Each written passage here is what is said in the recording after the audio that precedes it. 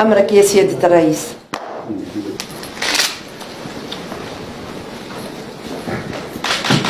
أنت أول امرأة في الجيش التونسي تتحصلين على هذه الرتبة، أنت جديرة بها، والمرأة التونسية جديرة دائما بالتتويج وقادرة على أن ترفع كل التحديات وأن ترتقي إلى كل المناصب. دخلت التاريخ بهذا التتويج، وسنصنع التاريخ معا مع أبناء شعبنا ومع قواتنا المسلحة العسكرية ومع كل الأحرار في تونس، حتى تبقى تونس دائما حرة مستقلة مرفوعة الراية في كل مكان.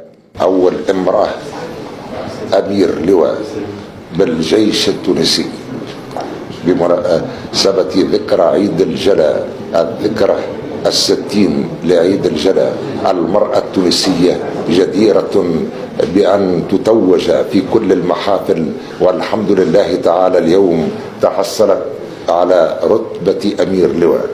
شكرا. شكرا.